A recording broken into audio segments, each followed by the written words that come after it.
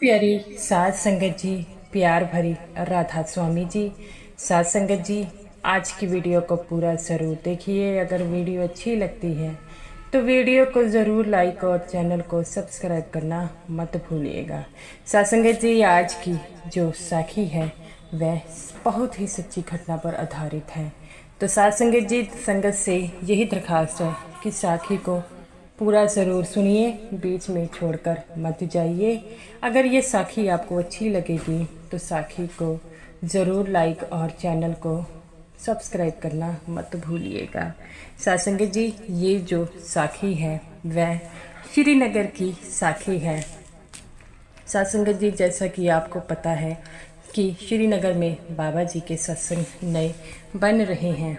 तो साध संगत जी, एक दिन ऐसे ही नया सत्संग घर बन रहा था और वहाँ पर कुछ बीबियों की जिम्मेवारी थी, वह सेवा कर रही थी और सेवा में वह बाबा जी के शब्द बोल रही थी और जो है सेवा कर रही थी। साध संगत जी, वहाँ पर धीरे धीरे जो है तकरीबन जितनी भी संगत है वह जाना शुरू हो गई और ये 4 बीबियाँ जो थी वह वहाँ पर रह गई और एक सेवादार भाई था वहाँ पर रह गया, जो कि इनका जथेदार भी था। साध संगत जी, जैसा कि आपको पता है कि जथेदार की ये जिम्मेवारी होती है सेवादारों की इकट्ठा करना और वह जहाँ पर भी जा रहा है उनकी जो है उन्हें जिन चीज़ों की ज़रूरत है वह पूरा करना। तो वह जथेदार जी जो थे वह इनकी हर चीज़ में मदद करते थे। साध संगत जी, वह बीबियाँ जो थी वह तकरीबन 55-60 के बीच की बीबियाँ थी। तो जथेदार जी कहते हैं कि बीबियों, आपको घर नहीं जाना? तो वो कह रही है थी कि हमें सेवा में बड़ा मन आनंद आ रहा है, घर जाकर वही सब कुछ होगा, हम 1 घंटा और सेवा कर लेती हैं। जथेदार जी हंसने लग पड़ते हैं और कहते हैं कि बीबियों, मैं आपको कुछ नहीं कह सकता, जैसी आपकी मर्जी है आप सेवा कीजिए। आप सेवा कर रही हैं, आपको देखकर मेरा भी मन खुश हो रहा है। ऐसे ही 10 मिनट वह सेवा करती है, अचानक काले बादल आने शुरू हो जाते हैं। जथेदार जी कहते हैं, लगता है बारिश होने वाली है, हमें जो है यहाँ से जाना चाहिए। तो वो बीबियाँ कहती हैं, जथेदार जी हम जाएंगे और रास्ते में अगर तेज़ बारिश हो गई तो जथेदार जी कहते हैं कि कोई बात नहीं बीबियों, मैं आपको अपनी गाड़ी में छोड़ देता हूँ। जैसे ही वह चलने लग पड़ती हैं तो तेज़ जो है बारिश आनी शुरू हो जाती है, जैसे तूफ़ान आ रहा था। वह बीबियाँ कहती है कि लो जथेदार जी, अब तो हम जा नहीं सकते। तो जथेदार जी कहते हैं कि किसी बात की चिंता मत कीजिए, अभी बारिश थम जाती है तो जो है काम ठीक हो जाएगा। और वह जो है बारिश और तेज़ होनी शुरू हो गई, जिससे वह बीबियाँ भी घबरा जाती हैं और कहती है कि जथेदार जी अब तो मुझे लगता है कि बारिश अब तेज़ आएगी। जथेदार जी कहते हैं कि बीबियों, किसी बात की चिंता मत करो।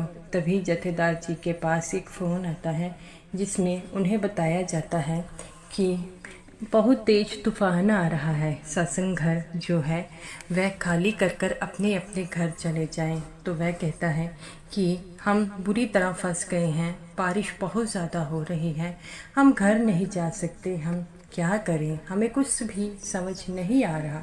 जथेदार जी कहते हैं बीबियों को कि बीबियों, यहाँ पर रुक कर अब कोई फ़ायदा नहीं है, हमें चलना चाहिए। लेकिन वह बीबियाँ कहती हैं कि मैम जो है यहाँ पर कोई फ़ायदा नहीं है रुकने का। तो वह बीबियाँ कहती है, जथेदार जी आप भी ठीक कह रही हैं। जथेदार जी कहते हैं कि आप जो है आराम से बैठ जाइए। और वह बीबियाँ जो थी वो कहती है अब हमें जो है कुछ निकलना पड़ेगा। वो जथेदार जी भी कहते हैं कि ऐसा करते हैं कि मैं अपनी गाड़ी को अंदर ही ले आता हूँ, आप आराम से बैठ जाना। तो सारी बीबियाँ कहती हैं हाँ जथेदार जी। जथेदार जी कहते हैं कि मेरी ड्यूटी है आपकी रक्षा करना और मैं करूँगा। सब बीबियाँ जथेदार जी की बात सुनकर बड़ी हैरान परेशान होती हैं और कहती हैं, जथेदार जी आप भी बुज़ुर्ग हो चुके हैं, आप भी इतनी सेवा मत कीजिए। जथेदार जी कहते हैं कि तुम मेरी चिंता मत कीजिए, मैं अभी गाड़ी लेकर आता हूँ। ये जो शेड के नीचे आप जो है खड़े रहना, वह बाहर शेड के नीचे खड़ी हो जाती है और वह शेड अभी बन रही थी और वह शेड हिलने लग पड़ती है। एक बीबी जो थी वह बाबा जी को याद करने लग पड़ती है और कहती है, बाबा जी हमारी रक्षा कीजिए, अगर ये शेड में हमारे ऊपर गिर जाएगी तो हमें कुछ हो जाएगा, बाबा जी प्लीज़ हमारी रक्षा कीजिए, बाबा जी हमारी रक्षा कीजिए। और वह शेड धीरे धीरे जो है नीचे गिरने लग पड़ती है। वह बीबियाँ चारों आंखें बंद कर लेती हैं। तभी देखती है कि एक तेज रोशनी में वह बीबियाँ जो थी, एक तेज रोशनी दिखती है और जो शेड को पकड़े हुए हैं और उन्हें समझ नहीं आ रहा था ये कौन है और वह ठीक से देख भी नहीं कर रही थी बारिश के कारण। और तभी उनसे आवाज़ आती है कि आप शेड से जल्दी बाहर निकलीजिए, ये शेड गिरने वाली है, ये शेड गिर गई आपके ऊपर तो आपको नुकसान हो जाएगा, आप जल्दी बाहर आ जाइए।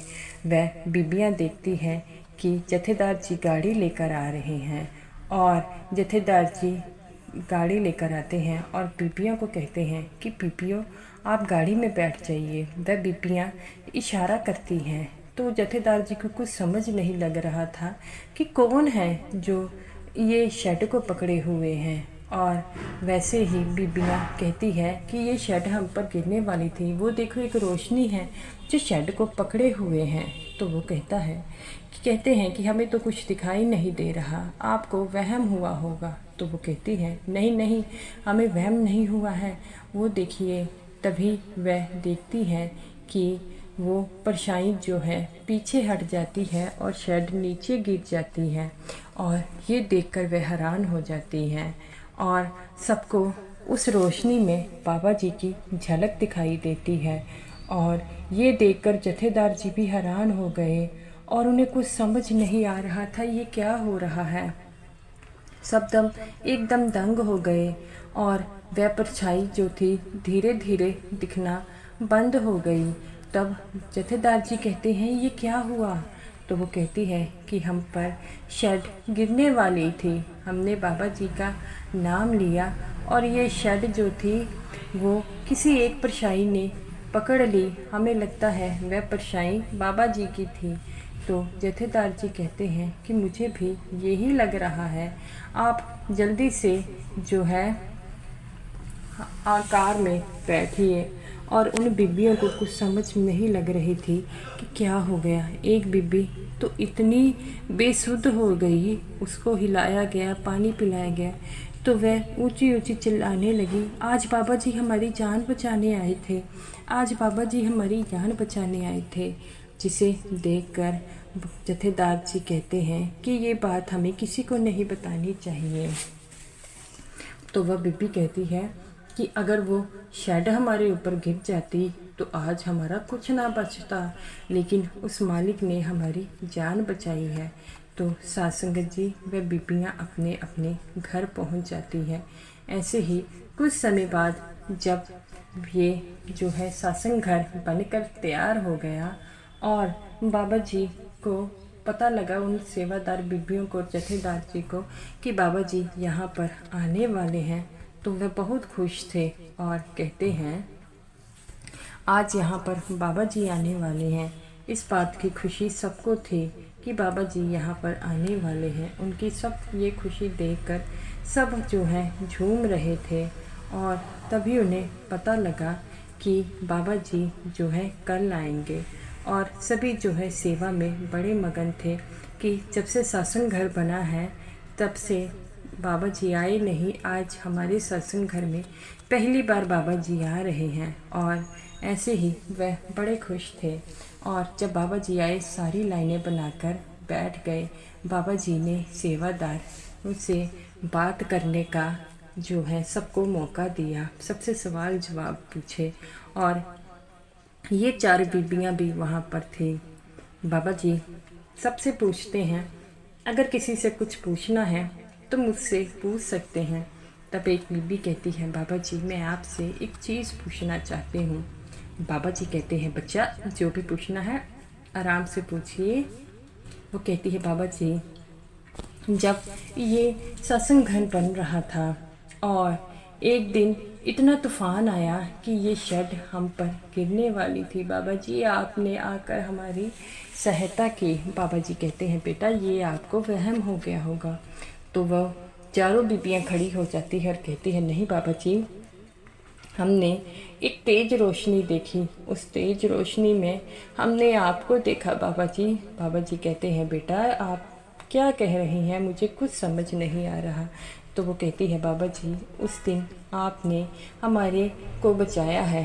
बाबा जी कहते हैं, बेटा जो सच्चे मन से याद करता है उसे तो जो है आपने मालिक को याद किया होगा और मालिक आपको बचाने आ गए। वो कहती है, बाबा जी हमें इस बात का पता नहीं कि हमें मालिक ने बचाया है या किसने बचाया है, लेकिन हम इस बात को ज़रूर जानते हैं कि अगर उस दिन आप ना होते तो हमारा कुछ ना बचता। बाबा जी उनकी बातें सुनकर हंस रहे थे। बाबा जी कहते हैं, बेटा मैं कोई भगवान थोड़ी हूँ कि दो दो जगह पर पहुँच पाऊँ। तो वो कहती है, बीबी नहीं बाबा जी, आपने हमारी लाज रखी, आपने हमें बचाया है, अगर आप ना होते तो हमारा क्या हो जाता। तब वह बीबियाँ कहती हैं कि बाबा जी जब सत्संगी आपको सच्चे मन से याद करता है आप उनकी मदद करने ज़रूर आते हैं। तो बाबा जी कहते हैं कि बेटा आप भी तो इतने प्रेम पूर्वक भाग से सेवा कर रही थी और सेवा करते करते अगर आपको कुछ हो जाता तो उसका जवाबदेही तो मैं ही होता। जब बाबा जी ने इतनी बातें कही सारी संगत की आंखों में आंसू आ गए और सबको यकीन हो गया कि उस दिन बाबा जी थे। बाबा जी कहते हैं, बेटा जब आप मुझसे इतना प्रेम करते हो, हर पल मुझे याद करते हो, तो मेरे भी तो कुछ फ़र्ज़ है ना। तो बाबा जी कहते हैं, बेटा किसी बात की चिंता मत कीजिए, सिर्फ अपना भजन सिमरन को पूरा कीजिए। भजन सिमरन में बहुत ताकत होती है, इतनी ताकत होती है कि आपको आपके मालिक तक जोड़ती है। तो वो कहती है, बीबियाँ बाबा जी हम इन बातों को नहीं जानते, लेकिन हम ये ज़रूर जानते हैं कि आप हमारे पल पल सहाय हैं, आपने हमारी इतनी मदद की है और हम आपको बहुत जो है दिल से प्यार करते हैं। और तब बाबा जी कहते हैं, बेटा अब उन बातों को भूल जाएं, सिर्फ भजन सिमरन पर ध्यान दें, क्योंकि इन चीज़ों के कोई मायने नहीं हैं। जब तक आप भजन सिमरन नहीं करते इन चीज़ों के लिए कोई मायने नहीं रखते। बाबा जी कहते हैं, बेटा ये सत्संग घर जो है इसीलिए बनाया गया है संगत के लिए। संगत जिन्हें सत्संग घर सुनने के लिए सत्संग सुनने के लिए दूर दूर जाना पड़ता है, उनकी सुविधा के लिए बनाया गया है। आप किसी प्रकार की चिंता मत कीजिए, आप तो भजन सिमरन पर ध्यान दें। जो भजन सिमरन की ताकत होती है वही हमें हमारे सतगुरु तक जोड़ती है। तो गुरु प्यारी साध संगत जी ऐसे ही हैं बाबा जी। जब हम मुश्किल में होते हैं तो बाबा जी हमारी हर पल मदद करते हैं। तो हमें भी ये चाहिए कि जो बाबा जी हमसे कहते हैं भजन सिमरन करने को, तो हमें भी भजन सिमरन करना चाहिए। तो साध संगत जी इसी तरह बाबा जी की बताई हुई हर बात को अमल में लाइए और मालिक तो पल पल हमारे साथ हैं। अगर हम किसी भी मुश्किल में होते हैं तो बाबा जी को याद करते हैं तो बाबा जी हर पल हमारे साथ होते हैं। तो साध संगत जी इसी तरह कहा जाता है कि भजन सिमरन में बहुत ताकत है। जो भजन सिमरन करता है मालिक हमेशा हमारे साथ होता है। बाबा जी वहाँ से जाने लगे, उन बीबियों के पास आए और बीबियों को कहते हैं कि बेटा जो कुछ ज़िंदगी में हुआ है उसे भूल कर आगे बढ़ें और भजन सिमरन करें। वो बीबियाँ कहती हैं कि बाबा जी आप सच कहते हैं। बाबा जी कहते हैं, बेटा जो कुछ ज़िंदगी में हो रहा है, जो कुछ होगा वो मालिक ने पहले से निर्धारित किया है, कोई किसी को बदल नहीं सकता। वो कहती है, बाबा जी लेकिन आपने उस दिन बदल दिया। पापा जी हंसने लगे और कहते हैं कि मैं भी तो तुम्हारी तरह एक आम सेवादार हूँ, मेरे में इतनी ताकत कहाँ और वो कहती है, बाबा जी आप जो मर्जी कह लीजिए, हमें ये पता है कि उस दिन आप ही थे। साध संगत जी, जब भी किसी सेवादार पर मुश्किल आती है, बाबा जी हमेशा उनके साथ होते हैं। तो गुरु प्यारी साध संगत जी, ये रही मेरी आज की वीडियो अच्छी लगी हो तो लाइक कीजिएगा, और समूह साध संगत जी को मेरी तरफ से प्यार भरी राधा स्वामी जी।